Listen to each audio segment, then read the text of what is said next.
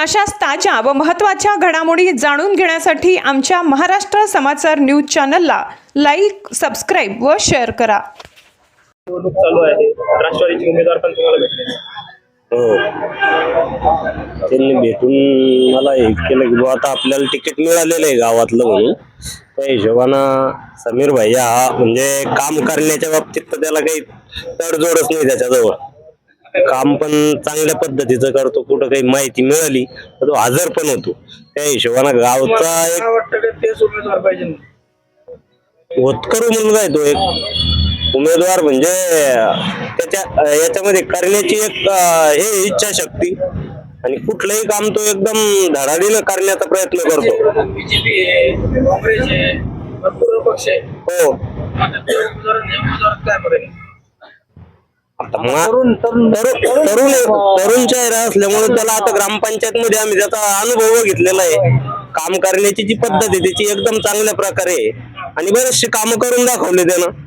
आता सध्या कोणत्या समस्या आहेत तुमच्या वॉर्डात? सध्या तर गावामध्ये आमच्या समस्या जवळपास बऱ्याचशा निवारण झालेलं आहे. राहिला एक ड्रेनेजचा प्रश्न आहे, जो म्हणजे ड्रेनेज पण झालेलं आहे. त्याचा जो याचा प्लॅन्ट असतो तोच एकमेव समस्या गावामध्ये आणि इतर गावामध्ये तो भरपूर कामं करण्याची त्याची.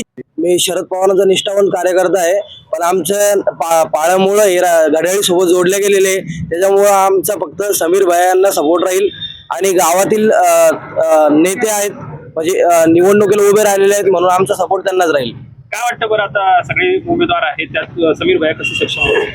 कारण की ते ग्रामपंचायत मध्ये आज माझी आई पण सदस्य आहे आणि ते सोबत काम केलेलं आहे त्यांनी. त्यांचं काम पण खूप उत्कृष्ट पद्धतीचं आहे आणि समजा काम पण घेतलं ना तर करून दाखवण्याची धमक आहे.